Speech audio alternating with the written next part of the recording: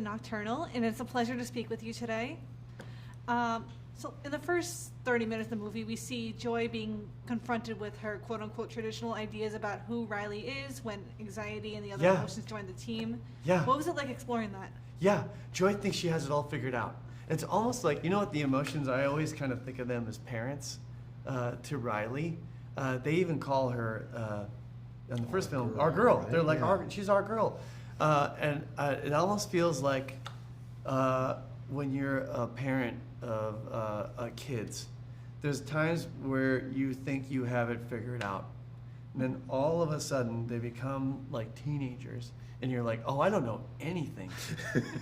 I'm not a good dad at all, you know? And so I wanted Joy to have that same thing where, you know, the end of the movie ends in a great way where she's like, oh, we got great new friends, great new house.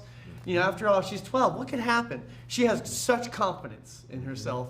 And I wanted to crush that with Riley becoming a teenager and having Joy feel like, oh, I don't know how to play this game anymore. Somebody changed the playbook and didn't tell me how to play the game anymore.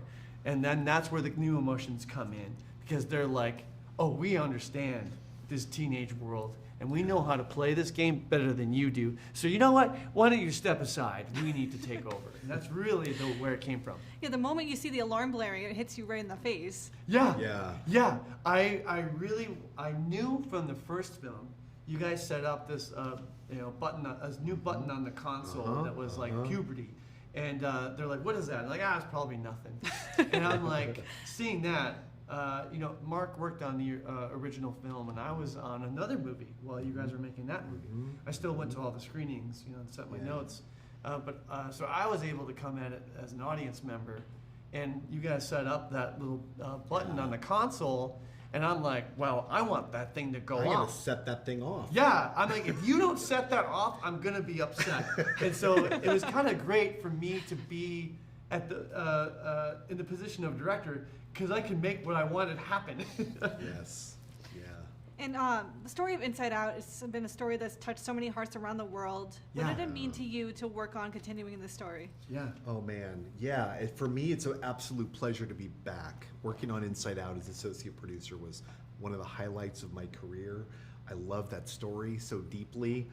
Just the message of the film of embracing sadness, and it's okay to be sad about how hard it is to grow up, was such a universal message. Yeah. We've got the chance with this movie to try to do something similar and tell another meaningful story, and expand that to maybe open up some conversations about other emotions like anxiety. You know, you talked about Joy at the beginning of the movie.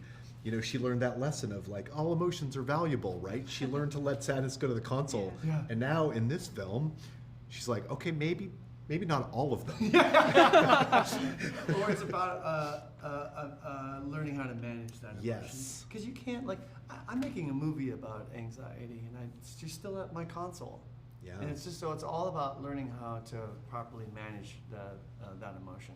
Because there's a lot of good that it can do, but it can get out of control and do a lot of Yes, bad. and the emotions get more complicated when you get to be this age.